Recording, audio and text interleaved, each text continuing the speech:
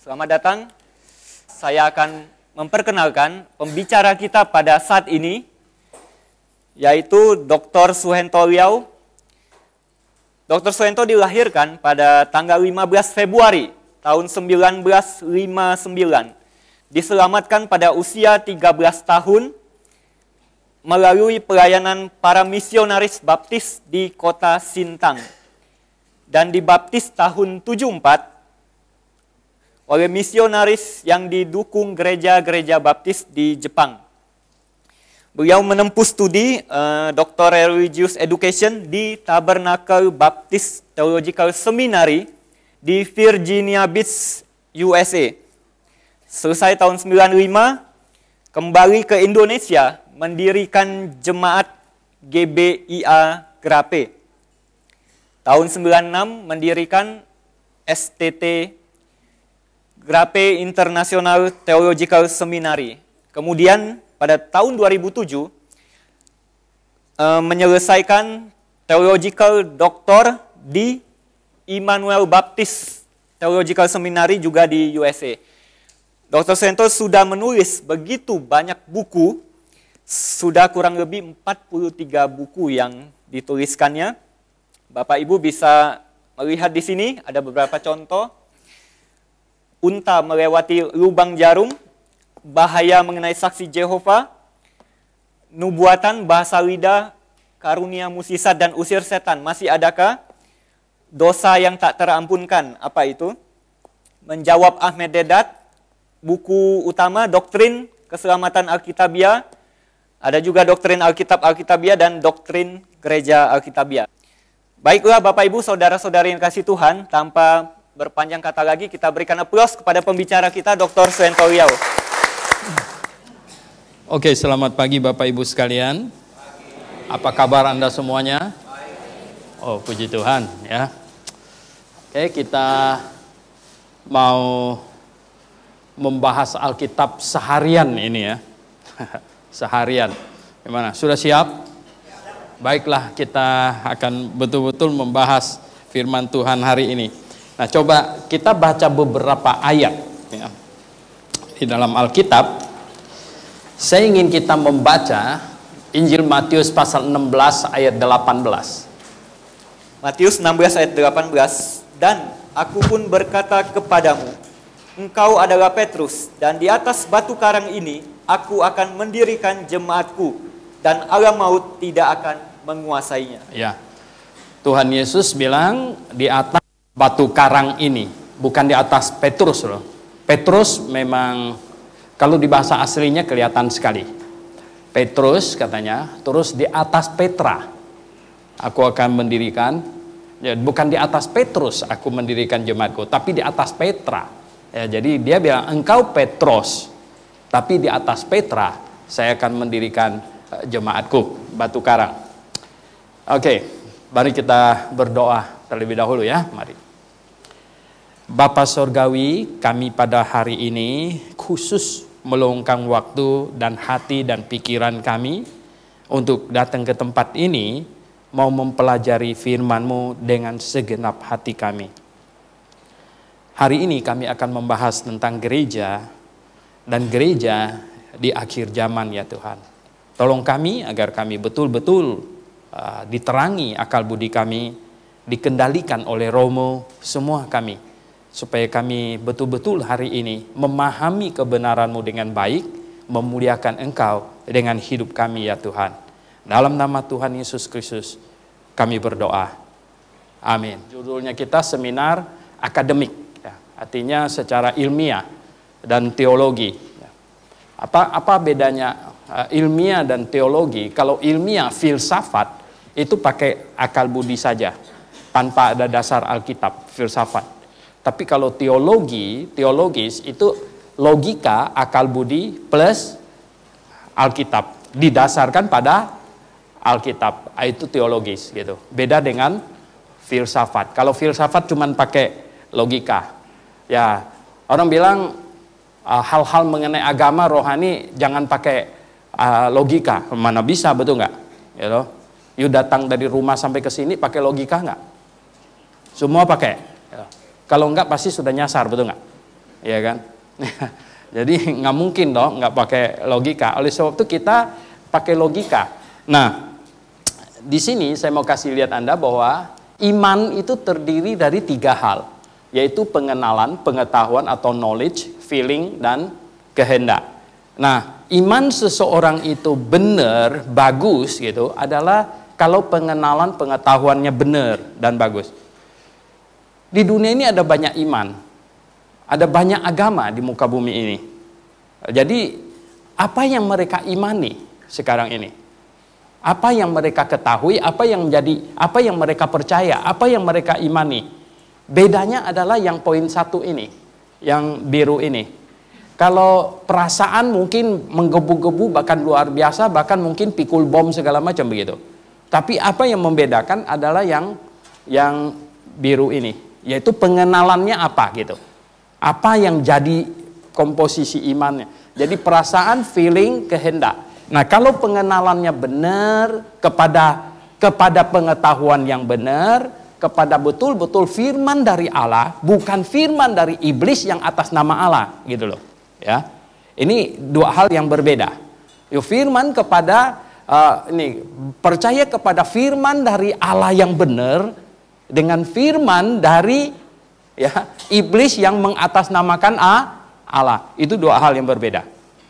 Ya, oleh sebab itu maka itu pengenalan sangat penting.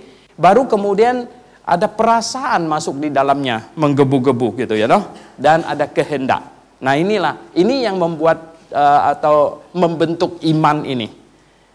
Iman yang bagus adalah pengetahuannya benar gitu. Pengetahuan dasarnya bagus ini. Nah, ada orang yang babi buta gitu, ya ditanya apa juga nggak ngerti, tapi dia menggebu-gebu gitu, hebat sekali gitu. Ini bahaya sekali gitu. Ya, kalau saya bilang ini seperti mobil yang ada gasnya nggak ada remnya, ini bisa bahaya sekali gitu ya. Ya kalau dia jalan terus kita tahu ini bakalan kemana, betul nggak? Nggak lama lagi akan masuk jurang gitu. Ya, tetapi kalau kita bilang ini ada feeling, nggak ada pengetahuan, seperti mobil yang ada gasnya nggak ada remnya. Nggak benar juga kalau ada pengetahuan dan nggak ada feelingnya dan nggak ada kehendak. Ya mobil yang ada remnya nggak ada gasnya nggak jalan, betul nggak? Nggak sampai-sampai gitu.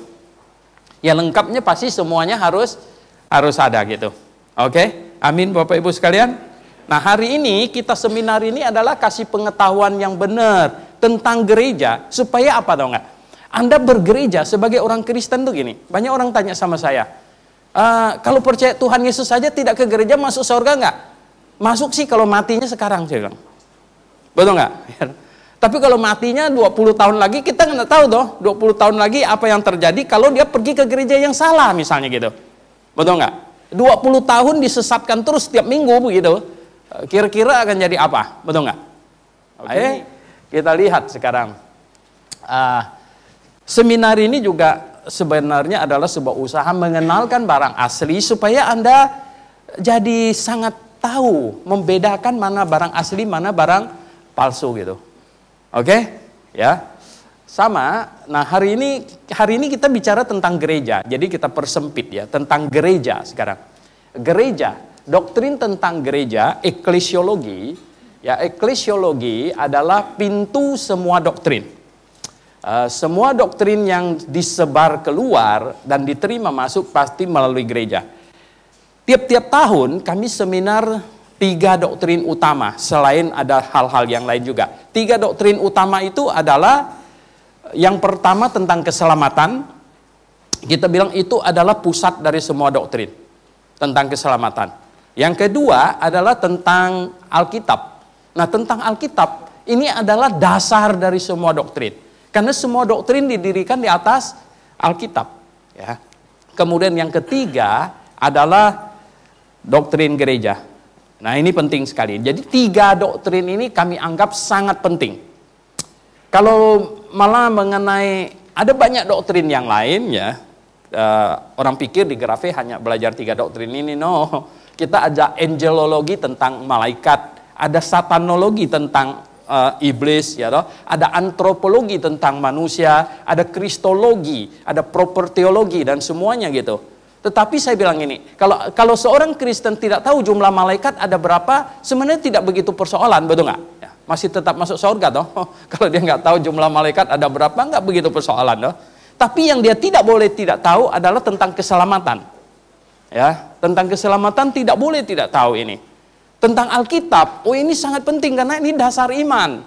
Dan tentang gereja, kenapa penting? Ya kalau belum mati kita harus bergereja, betul nggak? Ya kan? Kita harus bergereja, kita bergereja yang mana gitu? Yang benar apa yang salah gitu? Nah itu harus penting sekali. Oke, jadi kita lihat doktrin gereja sangat penting. Ya, karena setiap orang Kristen lahir baru, kita mau bergereja. Nah bergereja, kita bergereja di gereja apa gitu? Gereja yang seperti apa? Yang betul-betul tubuh Tuhan kah? Atau bukan gitu loh. Nah, ini sangat penting sekali. Oke Bapak Ibu sekalian, siap-siap? Nggak pakai marah ya? Ya karena kita bicara tentang gereja ini. Baik, oke. Nah kita lihat, ini masih ini. Kalau Anda baca Alkitab, Anda mesti dapat ini. Beda terminologi, beda maknanya. Banyak orang baca Alkitab jadi bingung karena tidak memahami hal-hal yang demikian ini. Coba perhatikan, kerajaan Allah. Anda sering baca Alkitab ketemu kata kerajaan Allah. Tentu baca juga keluarga Allah. Dan baca kerajaan sorga. Apa ini semuanya? Dan jemaat Tuhan. Ya, jemaat Tuhan, tubuh Tuhan. Begini Bapak Ibu sekalian. Ketika Alkitab memakai istilah kerajaan Allah, maka yang dituju atau yang dimaksudkan itu adalah kepemilikan. Kerajaan yang milik Allah. Nah, kerajaan yang milik Allah, lingkupnya itu sejauh apa? Lingkupnya itu dari sorga sampai di bumi. Di mana? Di mana Allah berkuasa. Allah berkuasa kan dari sorga sampai di bumi semuanya. Itu makanya kerajaan Allah. Nah, ketika Alkitab memakai istilah kerajaan sorga, maka yang dituju, yang dimaksud itu adalah lokasi. Jadi kerajaan yang di sorga. Oke? Kerajaan yang di sorga. Jadi beda nggak kerajaan Allah dengan kerajaan sorga? Beda. Ya. Ketika Alkitab memakai istilah kerajaan Allah, maka yang dimaksud itu kepemilikan sebenarnya. Ya kerajaan milik Allah. Kerajaan sorga milik Allah bukan? Iyalah, betul nggak? Nah, ketika Alkitab memakai istilah keluarga Allah, ini keluarga Allah. Yang dimaksud keluarga Allah itu adalah apa? Relationship, hubungan. Jadi di dalamnya mencakup semua anak-anak Allah, ya, semua anak-anak Allah. Yang di sorga dan yang di bumi. Jadi keluarga Allah. Oke? Mantap. Nah, kemudian Alkitab memakai istilah jemaat Tuhan. Di jemaat Tuhan ini mengenai siapa? Jemaat di Tuhan ini spesial yang di dunia ini yang diselamatkan oleh Injil Yesus Kristus. Berkumpul di satu lokasi. Nah, ini namanya jemaat Tuhan. Begitu. Oke, nah sekarang lihat diagram ini, begini. Keluarga Allah dan kerajaan Allah hampir sama, tumpang tindih. Oke? Sedangkan kerajaan sorga, itu yang di sorga. Kerajaan sorga itu ada di dalam keluarga Allah dan di dalam kerajaan Allah. Oke? Nangkep nggak ini? Ya, no? Jadi kerajaan Allah kan yang di sorga. Kerajaan Allah itu gini, keluarga Allah itu termasuk yang di sorga juga, gitu. Ya, kerajaan Allah itu termasuk yang di sorga juga. Jadi kerajaan sorga itu ada di dalam keluarga Allah dan kerajaan Allah, gitu. Nah, jemaat Tuhan juga ada di dalam keluarga Allah dan di dalam kerajaan Allah. Tapi jemaat Tuhan belum di dalam kerajaan sorga. Oke? Ini kira-kira sudah nangkep ini ya, pasti mantap. Nah, jadi kita nggak bicara yang lain-lain dulu hari ini, ya loh. Kita batasin, kita hanya bicara tentang apa? Jemaat. Ya, karena tentang gereja akhir zaman. Ya, gereja akhir zaman ini jemaat Tuhan. Nah, jemaat Tuhan berarti sekumpulan orang yang ya sekumpulan orang yang percaya yang sungguh-sungguh sudah diselamatkan di satu lokasi. Itu jemaat Tuhan. Gitu. Oke, baik, kita maju lagi. Nah, saya mau kasih lihat Anda begini. Sejak manusia jatuh ke dalam dosa, maka manusia tidak bisa masuk surga. Kemudian manusia yang tidak bisa masuk surga itu pasti masuk neraka. Karena nggak ada tempat ketiga. Kalau nggak masuk surga ya masuk neraka, betul nggak? Nah, karena manusia berdosa, kecuali dosanya diselesaikan. Nah, bagaimana cara dosa diselesaikan? Alkitab kasih tahu dosa hanya dapat diselesaikan dengan satu cara. Apa tahu nggak? Dihukum. Dosa hanya selesai kalau melakukan penghukuman. Sebenarnya inilah titik perbedaan kekristenan dengan semua agama di muka bumi ini. Karena semua agama yang lain mengajarkan dosa diselesaikan dengan usaha manusia. Entah itu amal, entah itu berbuat baik, entah itu segala macam itu. Tapi Alkitab bilang upah dosa ialah maut. Jadi dosa diselesaikan melalui penghukuman. Nah, karena dosa diselesaikan dengan penghukuman, maka manusia harus dihukum. Itu sebenarnya intinya. Tetapi Allah mengasihi manusia, akhirnya Allah berencana sebenarnya dia sendiri yang akan mengenakan tubuh manusia untuk turun supaya dihukumkan di atas kayu salib, dihukumkan untuk menggantikan manusia. Nah, ini indahnya kasih setia Allah. Akhirnya juru selamat yang direncana ini masih jauh baru datang, masih jauh. Allah suruh manusia melakukan ibadah simbolik, yaitu menyusun batu berbentuk meja, disebut mezbah, taruh domba di atasnya. Nah, ini yang hari ini mereka kerjakan, sebenarnya nggak ngerti mereka. Ambil domba, taruh di atas mejanya, sambil mengaku salah dan percaya kepada juru selamat yang dijanjikan, gitu. Ya loh, kemudian domba itu disembelih. Sebenarnya domba ini menggambarkan juru selamat yang akan datang. Sampai Yohanes tunjuk kepada Tuhan Yesus berkata, apa katanya? Lihatlah anak domba Allah yang menghapus dosa dunia. Nah, waktu itu mereka lakukan ini terus, dan zaman itu dengar baik-baik, ayah bertindak sebagai imam. Oleh sebab itu ayah pada zaman itu sebelum mati berkatin anaknya. Kalau anaknya brengsek dikutuk gitu. Ya, model kayak Ham gitu kan. Ya.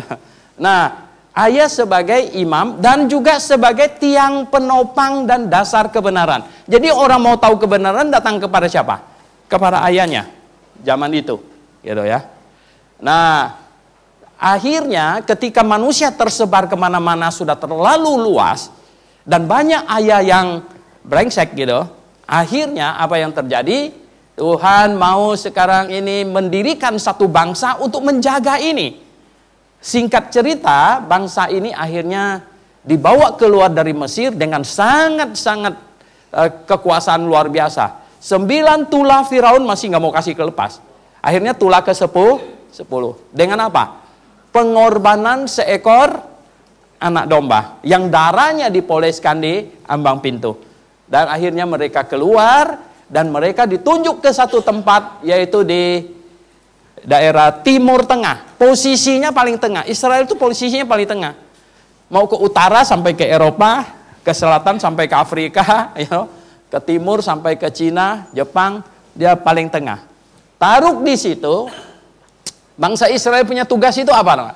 Menjaga janji Allah. Janji Allah apa? Akan kirim juru selamat. Setiap orang perjanjian lama yang bertobat, percaya kepada juru selamat yang akan datang, dosanya dihitung selesai. Ya. Jadi bagaimana cara Adam masuk surga? Adam harus bertobat dan percaya kepada juru selamat yang akan datang. Belum datang. Bagaimana Abraham masuk surga? Abraham harus bertobat dan percaya kepada juru selamat yang akan datang. Nah, jadi bangsa Israel tadinya ini, berita ini dijaga oleh ayah. Kemudian dijaga oleh bangsa Israel. Sebenarnya bangsa Israel harus menjaganya dengan baik gitu. Tapi mereka banyak kali kacau. Banyak kali kacau. Zaman Manase malah ikut menyembah berhala. Kacau balau. Ya, akhirnya Tuhan buang mereka lagi 70 tahun. Ya, digebukin lagi gitu. Kurang ajar, nyembah berhala lagi dia. Sampai kepada zaman Yohanes muncul. Nah, zaman Yohanes muncul ini, banyak orang kurang menyadari bahwa pada waktu Yohanes muncul, sebenarnya itu sudah akhir zaman. Itulah akhir zaman. Yaitu Allah janji mau datang, tetapi tidak diterima. Yohanes yang membawa berita pembuka jalannya malah dipenggal kepalanya. Gitu. Tuhan Yesus bilang tentang Yohanes, tahu nggak apa? Jika kamu menerimanya, maka dia adalah Elia. Maliaki pasal 4 ayat 5. Ya, sebelum pada hari Jehovah yang maha besar, aku akan mengutus Elia katanya. Berarti kalau Yohanes itu Elia, Yesus Kristus siapa? Dia adalah Allah Jehovah yang maha besar. Tapi mereka menolak dia. Nah, menolak dia, akhirnya sesuai dengan di dalam surat Roma, maka kerajaan Daud yang direncanakan itu dipending, ditahan dulu. Sekarang dipersilakan kepada bangsa yang lain untuk masuk sampai kapan gitu? Coba baca Roma pasal 11 ayat 25. Roma pasal 11 ayat 25. Ayat 25. Roma 11:25. Sebab saudara-saudara, supaya kamu jangan menganggap dirimu pandai, aku mau agar kamu mengetahui rahasia ini. Sebagian dari Israel telah menjadi tegar sampai jumlah yang penuh dari bangsa-bangsa lain telah masuk. Iya. Sampai jumlah yang apa? Penuh dari bangsa-bangsa yang non-Israel masuk. Ya.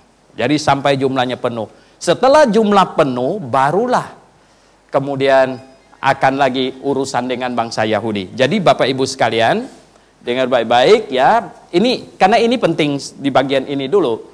Jadi gini, ketika bangsa Yahudi tidak menerima Yesus juru selamat Allah Jehovah yang turun mengenakan tubuh jasmani manusia, maka janji bahwa kerajaan Daud yang akan ada eksis yang penuh damai sesuai dengan yang dituliskan dalam kitab Yesaya itu ditunda. Dan sekarang mempersilakan bangsa-bangsa yang lain masuk. Nah, ketika Allah mempersilakan bangsa-bangsa yang lain masuk, siapa yang menjadi bertanggung jawab untuk menjaga berita ini dan memberitakannya? Kita ingat, di sini adalah ayah, di sini bangsa Yahudi. Nah, di sini siapa? Di sini adalah kumpulan orang yang percaya. Karena yang tidak percaya tidak mungkin dikasih tugas, betul nggak? Ya, dia nggak percaya, bagaimana dia bisa bertugas, no? Tentulah yang percaya. Jadi kumpulan orang yang percaya. Nah, orang inilah yang diberi tugas untuk apa? Untuk nomor satu, menjaga kebenaran ini, supaya kebenaran ini jangan sampai sirna, habis. Dan tentu harus diberitakan supaya apa? Orang-orang yang non-Yahudi mendengar berita ini menjadi percaya dan supaya bisa diselamatkan. Ini. Jadi Bapak Ibu yang saya kasih dalam Tuhan Yesus, lihat. Di sini zaman dari Adam sampai Musa, ayah sebagai tiang penopang dan dasar kebenaran. Sedangkan dari Musa hukum Taurat diturunkan, dari Musa sampai Yohanes, bangsa Israel sebagai tiang penopang dan dasar kebenaran. Nah, dari Yohanes sebenarnya, kenapa dari Yohanes? Ada ayatnya, coba baca Lukas pasal 16 ayat 16. Kenapa bukan sejak hari Pentakosta? Kenapa startnya dari Yohanes? Lukas pasal 16 ayat yang ke-16. Hukum Taurat dan kitab para nabi berlaku sampai kepada zaman Yohanes. Berlaku sampai zaman siapa nanya? Yohanes. Ya, kenapa? Karena Yohaneslah orang pertama yang beritakan Injil. Baca Markus pasal 1 ayat 1. Ya, Yohanes adalah orang pertama yang yang memberitakan Injil. Kemudian apa? Semua rasul, ya, apa sudah tahu itu. Ya, semua rasul harus dibaptis oleh siapa? Yohanes. Bahkan yang menggantikan Yudas, rasul yang menggantikan Yudas, syaratnya adalah yang dibaptis oleh Yohanes. Nah, kalau rasul-rasul adalah fondasi gereja, berarti Yohaneslah orang yang meletakkan dasar gereja dengan membaptis para rasul. Oleh sebab itu kita berkata bahwa dari Yohanes sampai hari pengangkatan,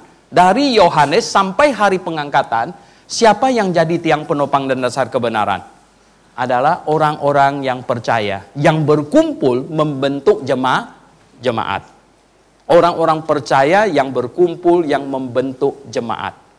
Nah, inilah 1 Timotius 3 ayat 15 itu kita di sini. Coba lihat. Ya. Kalau orang tanya grafe itu apa ya? Jawabnya gimana? Jemaat dari Allah yang hidup, tiang penopang dan dasar kebenaran. Ya toh? Jadi tiang penopang dan dasar kebenaran dari Yohanes sampai hari pengangkatan adalah jemaat. Artinya begini, Bapak Ibu sekalian, dengar baik-baik. Zaman ini orang mau tahu kebenaran datang kepada ayahnya. Zaman ini orang mau tahu kebenaran datang kepada bangsa Israel. Mestinya Konghucu pergi ke Israel. Mestinya Siddhartha Gautama ke Israel, ke Yerusalem. Tapi hari ini nggak usah lagi, ya, buang-buang uang. Hari ini kenapa? Karena Tuhan bilang bukan lagi pergi ke Israel untuk mendapatkan kebenaran. Pergi kemana? Jemaat lokal.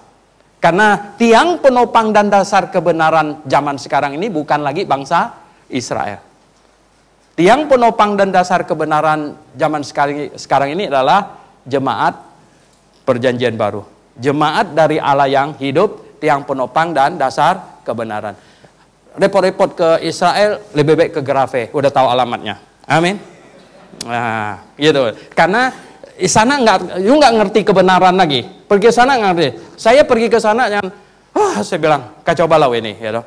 Sampai di Sungai Yordan dibaptis lagi. Saya bilang ini kacau kalian. Ya. Sampai di Kana kawin lagi. Saya bilang kacau sekali kalian. Bener-bener kacau saya bilang. Ya. Dan di segala sesuatu dibikin mistik. Ya, tapi nggak apa-apa. Saya sudah pergi lihat ya. Dan nanti orang bilang Pak Suento omong kosong. Enggak, saya sudah sampai di situ juga gitu. Tapi saya tahu bahwa itu penyesatan luar biasa. Saya kasih tahu penyesatan luar biasa. Kita dibawa ke satu tempat di atas Gunung Nebo. Di situ di apa? Pemimpin turnya lebih-lebih lagi katanya. Bapak Ibu sekalian dikasih waktu 15 menit. Katanya doa di sini paling didengar oleh Tuhan. Saya bilang kacau. Enggak mau saya bilang. Kita doanya di Grafe aja gitu. Ya toh. Nah ini saya bilang penyesatan besar-besaran sekarang di sana. Justru itu. Oke Bapak Ibu sekalian, jadi sekarang dengar baik-baik, zaman inilah sekarang ini gereja mulai dari Yohanes Pembaptis sampai kapan? Sampai pengangkatan, rapture, sampai pengangkatan. Sangkakala berbunyi, ya, penghulu malaikat berseru, dan yang masih hidup akan diubah. Yang sudah mati akan dibangkitkan. Dan kita akan menyongsong Tuhan di angkasa. Luar biasa. Oke ya, jadi Bapak Ibu sekalian, bagian inilah yang kita mau bicara sekarang ini. Terlebih apa atau enggak? Bapak Ibu sekalian, rasanya kita bukan di depan sini. Kita ini sudah di belakang di sini, betul enggak? Sudah dekat apa? Pengangkatan. Sangat dekat pengangkatan. Nah, sesudah pengangkatan, maka itulah masa disebut tribulation. Di dalam Daniel 9 ayat 27 disebut masa di mana seorang raja yang akan sangat kejam berkuasa selama 1 kali 7 masa. 1 kali 7 masa berarti cuma 7 tahun. Singkat sekali 7 tahun. Tapi katanya tidak ada penganiayaan yang lebih hebat dari itu lagi. Nah, tetapi puji Tuhan, Bapak Ibu sekalian, orang-orang yang milik kepunyaan Tuhan, yang tentu ada Roh Kudus di dalam hatinya, tidak akan mengalami itu. Kenapa? Akan terangkat. Baru kemudian antikristus berkuasa. Oke, jadi Bapak Ibu sekalian, nah, coba kita lihat. Kelihatannya kekuasaan antikristus itu makin ini, apa ya? Penyusunan infrastrukturnya makin menjadi-jadi gitu, ya, mendekati. Begini Bapak Ibu sekalian, orang tanya, bukankah antikristus berkuasa sesudah orang Kristen terangkat? Benar sih, tetapi begini, menjelang terangkat, antikristus menyusun infrastrukturnya itu jauh-jauh hari gitu loh. Dia belum bisa berkuasa dan mengadakan penganiayaan sebelum dia berhasil mencengkeram semua pemerintah di dunia ini. Oleh sebab itu akan terjadi penyatuan politik. Dan dia tidak bisa menganiaya sebelum dia mencengkeram ekonomi sehingga tidak ada orang yang bisa menjual dan membeli tanpa seizin dia. Nah, dalam menyusun infrastrukturnya inilah kita ini yang jemaat, artinya orang Kristen generasi pengangkatan ini akan mengalami sangat susah. Bapak Ibu yang saya kasih dalam Tuhan, Alkitab dengan jelas berkata dalam Ibrani 9 ayat 27, katanya manusia ditentukan apa? Mati satu kali. Tapi ada kekecualian, itu kebenaran normatif. Ada kekecualian, Elia nggak mati dong, katanya. Ya, Henok, katanya, ya karena dia bergaul dengan Allah, jadi Allah bilang lebih baik you tinggal sama saya aja, jadi nggak pulang lagi dia. Gitu. Nah, Henok, Elia, dan apa? Generasi pengangkatan. Ya, jadi generasi pengangkatan ini yang tidak mengalami kematian. Hebat nggak kalau kita generasi pengangkatan, Bapak Ibu sekalian? Hah? Tidak mati. Tiba-tiba kita jadi berubah dan naik ke angkasa. Hebat nggak? Luar biasa, betul nggak? Tetapi generasi pengangkatan ini pula lah yang akan mengalami banyak hal kesulitan. Karena apa? Dalam iblis programnya menyusun infrastrukturnya semuanya, ini akan banyak kesulitan. Dan inilah yang kita mau bahas. Oke, mari kita lihat. Di dalam Daniel pasal 2, Daniel pasal 2 itu tercatat Nebukadnezar mimpi. Nebukadnezar mimpi, dia sangat ingin tahu mimpinya. Hatinya risau. Dan kemudian dia panggil orang-orang pintar di istananya yang digaji. Tapi dia berpikir, bagaimana saya tahu kalau mereka sembarangan menafsirkan mimpi, dan mana saya bisa tahu bahwa itu benar apa salah. Akhirnya Nebukadnezar bilang apa? Saya tidak mau kasih tahu kalian saya mimpi apa. Kalian yang kasih tahu saya mimpi apa. Waduh. Teolog-teolog liberal bilang sebenarnya Nebukadnezar sendiri lupa juga mimpinya kan. Pernah enggak Anda mimpi dan udah lupa? Iya kan? Tetapi sebenarnya memang Tuhan yang sengaja membuat begitu. Terus dia bilang 3 hari tidak kasih tahu saya mimpi apa, mau dipenggal kepalanya semua. Wow, gitu. Ini gawat besar ini tengah. Bukan bisa disambung kembali punya gitu kan. Akhirnya pasti seistana jadi ribut, kedengeran juga sama siapa? Daniel. Daniel tahu, wah ini pasti ya Allah Jehovah lagi cari gara-gara. Ya, dia berdoa, minta supaya disingkapkan. Setelah Tuhan kasih tahu Daniel, Daniel bilang bawa saya pergi ketemu Nebukadnezar. Wah, saya pikir kepala istana waktu itu dengan senang hati. Kenapa tau nggak? Mudah-mudahan dia penggal satu ini jadi redah amarahnya gitu. Ya kan? Dibawalah di ke sana. Tapi tahu nggak Nebukadnezar, ya toh, pasti duduk di singgasananya yang hebat sekali ya, dengan mata melotot gitu, anak muda pemberani ini, betul nggak? Dia mau datang kasih tahu saya mimpi apa, padahal istri saya juga nggak kasih tahu ini. Tahu-tahu Daniel bercerita katanya, Tuanku Raja, dalam mimpi Tuanku melihat sebuah patung yang besar sekali. Wow, kalau kamu Nebukadnezar kira-kira seperti apa, betul nggak? Saya pikir matanya bisa copot dia melototnya gitu, you know. Kenapa? Ini siapa yang bisa tahu saya mimpi apa? Kamu bisa bayangkan. Dan Daniel bilang lagi, sebenarnya kata Daniel tidak ada manusia yang tahu. Hanya Allah ya, yang tahu semua rahasia, dia yang kasih tahu. Dan Daniel bilang, kepalanya dari emas. Ya, patung itu. Nebukadnezar benar juga gitu. Dan itulah kerajaan Tuanku sekarang ini. Yang kerajaan Babel tahun 615 tahun sampai 539 ya. Katanya ini kerajaan Tuanku sekarang. Dadanya katanya ini dari perak. Dadanya dari perak. Nah, sesudah kerajaan Tuanku sekarang nanti akan muncul kerajaan berikut yang seperti perak, tidak semulia kerajaan Tuanku sekarang. Dan Nebukadnezar pasti waktu itu tidak tahu dong, betul nggak? Hari ini kita yang tahu, sesudah Babylon, kemudian diteruskan oleh kerajaan apa? Media Persia, tahun 539 sampai tahun 331. Dan kemudian Daniel bilang, perutnya itu dari tembaga, perunggu. Nah, itu kerajaan yang ketiga, ya, kerajaan ketiga. Nah, kerajaan ketiga ini, ya, itu dulu Nebukadnezar nggak tahu pasti. Wah lah, dia bilang, kok ada kerajaan lagi ya? Ya, hari ini kita tahu media Persia dikalahkan oleh Yunani, ya, Yunani, Alexander gitu ya, dikalahkan. Kemudian Daniel bilang, patung itu kakinya dari besi katanya, kakinya dari besi. Wow, kakinya besi. Itu kerajaan nomor 4 gitu, kakinya besi. Nah, dari sejarah kita tahu Yunani dikalahkan oleh Romawi, ya, Pompei mengalahkan tahun 63 BC, dan kemudian Romawi bubar tahun 476. Dan Bapak Ibu yang saya kasih dalam Tuhan, kemudian Daniel bilang, kaki dari patung itu adalah besi campur tanah liat. Nah, besi campur tanah liat. Nah, Bapak Ibu sekalian, ini kerajaan kelima ini yang belum berdiri. Kerajaan yang nomor 5. Yang apa? Besi campur tanah liat.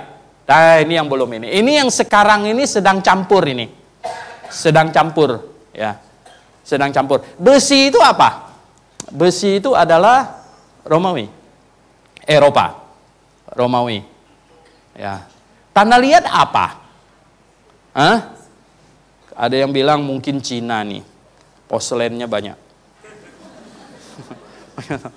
Tapi kelihatannya bisa ini. Ini yang sedang campur sekarang ini. Loncat-loncat lagi keluarnya.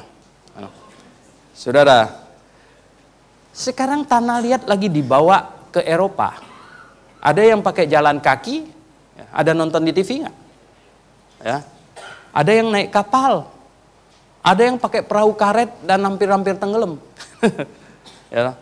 Besi campur tanah liat. Nah, dengar baik-baik. Besi campur tanah. Ini kerajaan kelima ini sekarang ini sedang dibentuk. Sedang digodok ini. Kerajaan yang kelima. Nah, kebetulan gereja kita ini sekarang ada di sini nih posisinya ini. Wow. Daniel ada bilang bahwa Tuhanku juga melihat dalam mimpi ada batu besar yang tanpa oleh tangan manusia menghantam patung itu, hancur semuanya. Nah, ini kerajaan apa lagi? Inilah kerajaan siapa? Kerajaan Tuhan Yesus. Kerajaan 1000 tahun. Sebenarnya urutannya ini sudah mantap sekali. Jadi Bapak Ibu yang saya kasih dalam Tuhan Yesus, lihatlah. 4 kerajaan ini sudah lewat. Babylon, ya, Media Persia, Yunani, Romawi. Sekarang sedang pembentukan kerajaan yang nomor 5. Nomor 5. Selang waktunya agak panjang. Yang nomor 5 ini. Yang kerajaan yang menguasai dunia maksudnya tentu. Bukan kerajaan kecil-kecilan kayak Majapahit gitu ya, Sriwijaya, bukan gitu ya. Tapi ini kerajaan yang menguasai dunia. Nah, sekarang ini sedang pembentukan. Dan kita ada di sini sekarang ini. Orang Kristen ada di sini. Ya, di posisi di zaman ini, di zaman di mana iblis sedang mau membentuk kerajaannya. Yang singkat sekali. Alkitab sudah patok, dia punya umur cuman 7 tahun. Ya, tapi 7 tahun yang pendek namun galak gitu loh. Ini hebat. Oke Bapak Ibu sekalian, kita maju lagi. Coba kita lihat, coba baca sekarang Wahyu pasal 13 ayat 11 sampai 18. Nah ini, di sini ada keterangan mengenai kerajaan yang nomor 5 ini gitu. Ada keterangannya, silakan. Wahyu 13 ayat 11 sampai 18. Dan aku melihat seekor binatang lain keluar dari dalam bumi. dan bertanduk dua sama seperti anak domba, dan ia berbicara seperti seekor naga.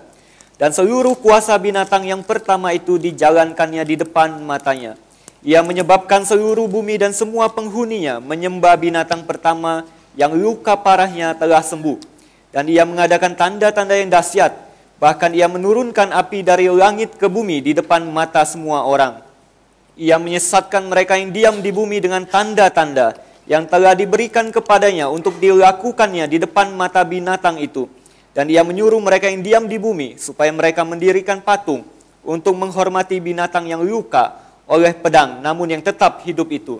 Dan kepadanya diberikan kuasa untuk memberikan nyawa kepada patung binatang itu, sehingga patung binatang itu berbicara juga dan bertindak begitu rupa, sehingga semua orang yang tidak menyembah patung binatang itu dibunuh. Dan ia menyebabkan sehingga kepada semua orang, kecil atau besar, kaya atau miskin, merdeka atau hamba, diberi tanda pada tangan kanannya atau pada dahinya.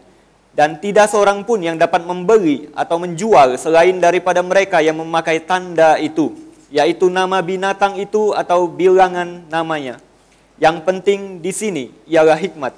Barang siapa yang bijaksana, baiklah ia menghitung bilangan binatang itu, karena bilangan itu adalah bilangan seorang manusia, dan bilangannya ialah 666. Iya, di situ perikop yang kita baca memberitahukan, menubuatkan bahwa Antikristus akan berkuasa dan dia akan menguasai dunia. Antikristus akan menguasai dunia. Ya tadi itu kerajaan yang nomor 5, dia akan menguasai dunia. Tentu menguasai seluruh dunia, menguasai politik. Menguasai politik. Seluruh dunia nanti akan pembentukan satu pemerintahan. Dan selain menguasai politik, dia akan menguasai ekonomi. Sekarang ini sedang penyatuan ekonomi. Penyatuan ekonomi berjalan ini. Ini nggak main-main ya. Penyatuan ekonomi. Sekarang pemimpin-pemimpin negara, para pengambil kebijaksanaan moneter selalu berkumpul dan berbicara bahwa dengan adanya banyak mata uang segala macam, kebijaksanaan moneter itu sulit sekali. Kalau mau baik, maka semuanya harus disatukan. Maka akan jauh-jauh lebih baik. Dan semuanya akan menuju itu. Menuju ke menguasai ekonomi. Dan sebenarnya Bapak Ibu yang saya kasih dalam Tuhan, yang diinginkan itu bukan menguasai politik dan ekonomi. Politik dan ekonomi hanyalah alat. Yang diinginkan itu agama. Mengapa? Karena Lucifer bukan kekurangan duit. Dia juga bukan kekurangan kekuasaan. Dia hanya kepingin disembah sebagai Allah. Itu keinginannya. Jadi yang dia utamakan itu sebenarnya aspek agama. Dia mau supaya semua agama ada di bawah kontrol tangannya, kontrol dia. Dan semuanya dikomando untuk menyembah kepadanya. Dan dia tidak puas masih ada satu orang yang menyembah kepada Allah yang benar. Semuanya harus dikendalikan untuk menyembah kepadanya. Sebenarnya itu yang dia inginkan. Ya, no? Nah, tetapi untuk supaya bisa melakukan itu, dia harus menguasai politik. Dia yang pegang senjata. Di Amerika sekarang ini makin hari akan makin mencabut kebebasan memiliki senjata. Karena kalau rakyat semuanya punya senjata, Antikristus sebenarnya tidak berkutik. Tapi kalau tidak, rakyat tidak punya senjata, cuman dia yang punya, kamu mesti dengar dia omong apapun juga. Betul nggak? Mao Zedong bilang kebenaran itu di mana? Apa itu kebenaran? Tahu nggak dia bilang? Kebenaran itu di ujung laras senjata. Ya kan? Kalau sudah ditodong, kokang hitam jadi putih, putih akan jadi hitam. Gitu. Nah, dia bilang, mana itu kebenaran katanya? Betul juga sih. Ya, dan ekonomi. Antikristus akan pegang ekonomi. Kalau Anda tidak makan, perut keroncongan, betul nggak? Disuruh apa juga bisa ikut gitu. Maka itu nanti ketika Antikristus pegang, katanya apa? Tidak ada yang bisa menjual atau membeli. tanpa seizin dia. Mau beli, mau jual, minta izin kepada dia. Kita nggak tahu nanti apa. Makin hari akan makin menuju ke sana. Intinya itu. Oke, kita lihat. Menyatukan politik, ekonomi, agama. Dan tandanya 666. Sebenarnya ini tanda macam-macam lah ya itu. Ada yang bilang ini WWW sebenarnya gitu ya. Ya, macam-macam sebenarnya. Ini tanda-tanda. Sebenarnya kalau di Alkitab angka 6 itu adalah angka manusia. Angka 7 itu angka Tuhan. Kalau triple six itu berarti 3 kali lipat manusia. Ini sebenarnya ini adalah manusia. Jadi manusia yang sangat menyombongkan diri sebenarnya. Dan dia bisa berupa apa saja. Oke, kita lihat nanti itu tanda. Syarat menguasai semua adalah menyatukan semua. Menyatukan politik, menyatukan ekonomi dan agama. Sekali lagi saya mau Bapak Ibu perhatikan, yang diinginkan bukan masalah politik dan ekonomi. Yang diinginkan itu adalah apa? Agama. Ini yang utama bagi dia. Menguasai dunia, ya. Menguasai dunia adalah keinginan Lucifer. Bahkan sama Tuhan Yesus saja, Lucifer pernah bilang apa?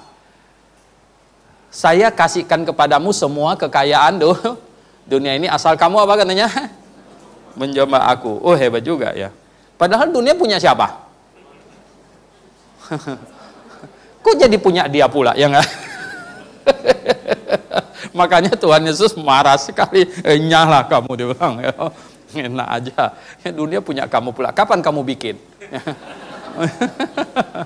Ya kan? Tapi dia memang bertindak begitu ya. Memang punya dia, sekarang dia genggam gitu. Oke ya. Coba kita perhatikan. Nah, Bapak Ibu yang saya kasih dalam Tuhan Yesus, begini. Sekarang kita persempit lagi. Sudah jelas antikristus akan menguasai semua agama. Sudah jelas. Dan akan menciptakan satu agama dunia. One world religion. Ya, New Earth Religion. Ya, agama zaman baru. One world religion. Semuanya. Nah, sebelum semua agama berhasil dia guide dan disatukan, tentu tiap-tiap agama ada ini bagian-bagiannya. Kekristenan ada banyak denominasi. Banyak sekali. Islam juga ada banyak, ya dong. Ada Sunni lah, ada Syiah lah, ya, Wahabi lah, apa segala macam gitu. Buddha juga banyak, ya. Ada Buddha Jepang, Buddha Tibet, Buddha Thailand, macam-macam Buddha. Ya, Hindu ada, Hindu Bali dengan beda dengan Hindu di India sana gitu, ya, macam-macam. Nah, sebelum mempersatukan antara Islam dengan Kristen, di Islam itu harus dipersatukan. Di Kristen juga harus dipersatukan. Ya toh? Di Buddha harus dipersatukan dulu. Nah, kita nggak urus yang Buddha segala macam deh ya. Terlalu luas gitu. Kita persempit, kita urus yang Kristen aja. Yang Kristen ini pasti akan dipersatukan. Menjadi satu gereja dunia dulu. Satu gereja dunia. Dengar baik-baik. Setelah Kristen berhasil dipersatukan, nanti Kristen dan Islam akan dipersatukan. Dan intinya, ujungnya cuma satu agama dunia. Dengar baik-baik. Ya, itu dia. Dan satu agama dunia tentu di bawah kendali antikristus. Di bawah kendali Lucifer. Nah, untuk menyatukan yang Kristen, bagaimana? Untuk menyatukan Kristen, gampang. Masalah teologinya. Ya, diputer-puter sedikit teologinya, pasti akan ikut. Diputar-putar apa? Maka dihembuskanlah konsep tubuh Tuhan Yesus itu satu seluruh dunia. Satu seluruh dunia. Karena tubuh Tuhan Yesus itu satu seluruh dunia, maka marilah orang Kristen semuanya bersatu. Ya loh. Kita satukan semuanya. Ku tak pandang dari gereja mana. Ya. Tak pandang. Jadi kita satu saja semuanya gitu. Ya toh? Jangan bicara perbedaan. Bicara apa katanya? Persamaan. Kita bicara kasih saja. Terserah dia. Gitu.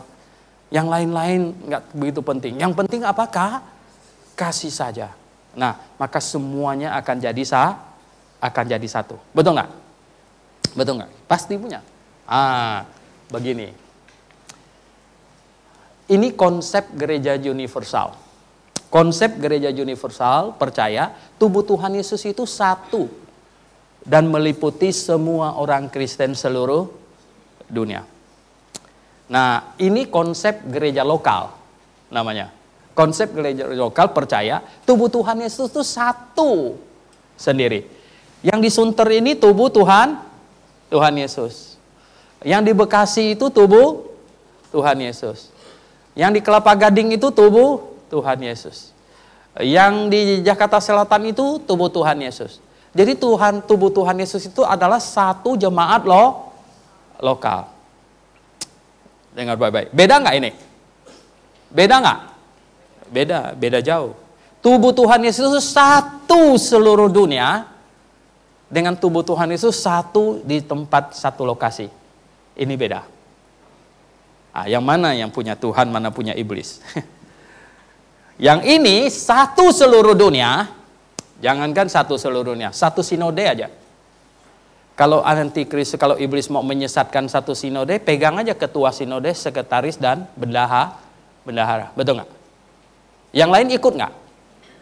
Ikut. Kalau nggak nanti gajinya nggak ditransfer. Ya nggak? Ikut nggak?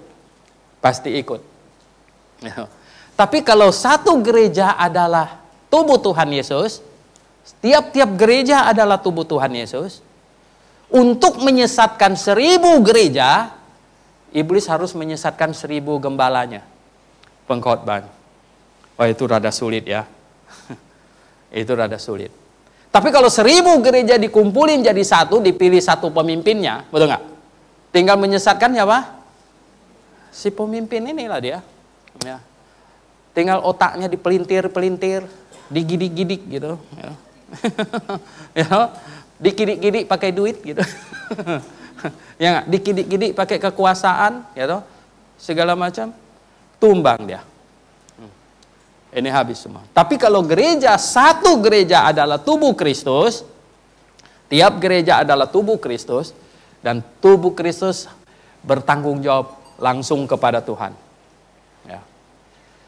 Aku akan mendirikan jemaatku yang kuasa alam maut sekalipun tidak berkuasa atasnya. Anda baca ayat itu? Ya enggak? Berarti tidak ada yang dia tundukin selain kepada kepalanya. Gereja Tuhan itu tidak tunduk kepada apapun di muka bumi ini. Ya, gereja yang benar tidak tunduk kepada apapun, tidak tunduk pada kekuasaan pemerintah. Di Cina, di mana-mana. Gereja yang salah tunduk, ikutin apa yang pemerintahnya mau. Gereja yang benar tidak tunduk. Kenapa? Bahkan alam maut sekalipun tidak tunduk. Apalagi kuasa manusia. Gitu loh.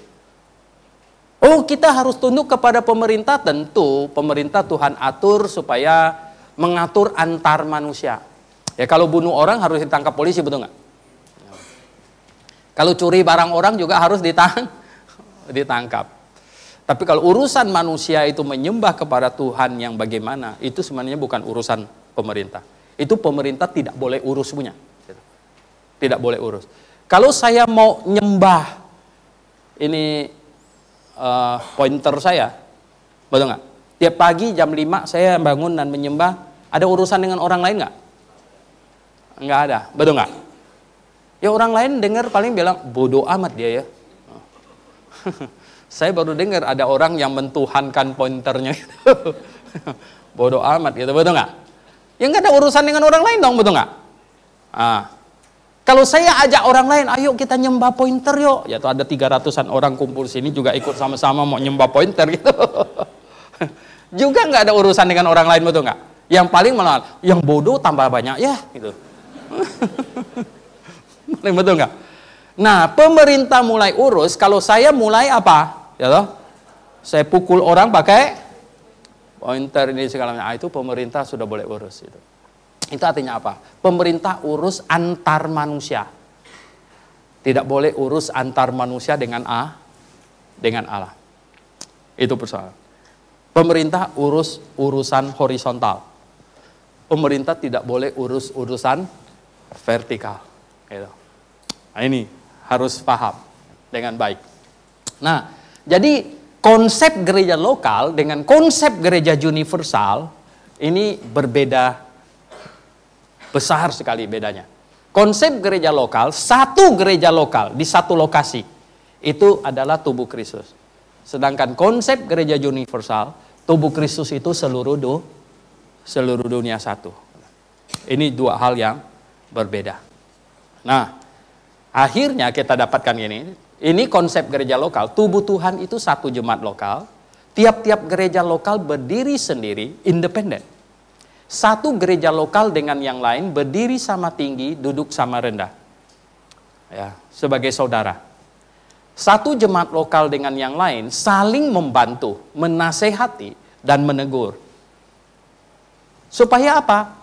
Ya kalau yang sudah ada yang salah, kalau ditegur, mudah-mudahan dia jadi nggak salah lagi gitu. Jadi Bapak Ibu sekalian, hari ini ada muncul banyak. Jangan bilang orang lain salah. Jangan bilang orang lain salah. Boleh nggak bilang orang lain salah? Malah Tuhan suruh. Coba baca 2 Timotius pasal 4. 2 Timotius pasal 4. 2 Timotius pasal yang keempat. Ayat 1. 2 Timotius 4 ayat yang sampai 3 ya, 4. 2 Timotius 4 ayat 1 sampai 3. Di hadapan Allah dan Kristus Yesus yang akan menghakimi orang yang hidup dan yang mati, aku berpesan dengan sungguh-sungguh kepadamu demi penyataannya dan demi kerajaannya. Beritakanlah firman, siap sedialah baik atau tidak baik waktunya.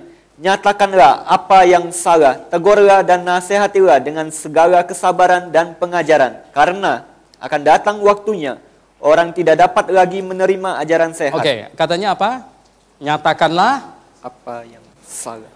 Nyatakanlah apa yang salah. Tegurlah dan nasihatilah.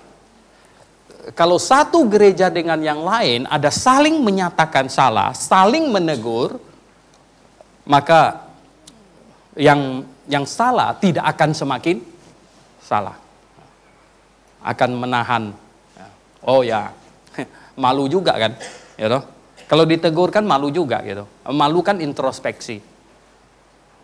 Oleh sebab itu GBA punya slogan apa tau nggak? Kalau kami salah, tolong kasih tahu kami. Kalau kami benar, tolong kasih tahu orang lain. Oke? Ingat? Amin. Kalau kami salah, tolong kasih tahu kami. Kalau kami benar, tolong kasih tahu orang lain. Kalau kami benar, nggak usah kasih tahu kami lah. Betul nggak? Kalau kami benar, kasih tahu orang lain. Ya, gitu. Oke, nah, jadi sedangkan di sini, di konsep gereja universal, tubuh Tuhan itu seluruh kekristenan. Gereja lokal di bawah sebuah organisasi atau wadah. Gereja lokal di bawah sinode, persekutuan, badan koordinator, kepausan, dan lain-lain. Uangnya gabung jadi satu, dinasehati, ditegur hanya oleh wadah atasan. Oh, duitnya pasti banyak sekali. Betul nggak? Lalu udah dikumpulin semuanya. Pasti banyak sekali. Dari segi ekonomi segala macam, ini pasti lebih menang. Tapi dari segi kebenaran yang Tuhan mau, ini. Karena kalau ini pimpinannya disesatkan, semua akan sesat.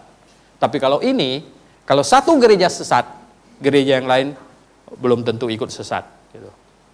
Malah menegur dia. Gitu. Oke? Nah, coba lihat. Persaudaraan antar gereja lokal. Itu gereja yang independen, langsung bertanggung jawab kepada Tuhan. Dan kemudian jika iblis mau mengendalikan seluruh gereja, maka ia harus mengendalikan tiap-tiap gembala jemaat. Baru bisa. Karena yang mengajar di gereja itulah yang pegang peranan. Yang mengajar. Di dalam kitab Wahyu pasal 1, pasal 2 dan 3, tuliskanlah kepada malaikat jemaat Efesus katanya. Sebenarnya diterjemahkan malaikat. Bahasa aslinya itu angelos. Itu bisa diterjemahkan malaikat, bisa juga diterjemahkan dengan pembawa berita. Malaikat kan pembawa berita. Sebenarnya arti dari malaikat itu artinya pembawa berita. Sebenarnya tuliskanlah pembawa berita di jemaat Efesus. Siapa pembawa berita di jemaat Efesus? Hah? Ya yang khotbah, betul nggak? Tiap minggu. Lalu tulis kepada malaikat, gimana mau cara nyampainnya? Mau cari malaikatnya di mana? Ya kan? Tuliskan kepada pembawa berita di jemaat Efesus, di jemaat Tiatira. Jadi pembawa beritanya gitu. Kalau dia mengajarnya salah, ya akan salah terus gitu. Jemaat akan dibawa sesat gitu. Oke. Jadi mau tea time gitu ya. Oke lah ya, tea time. Mungkin ada yang kepagian perlu minum sedikit gitu. Tadi ya, datang. Baik, kita potong sebentar karena kita akan break 15 menit.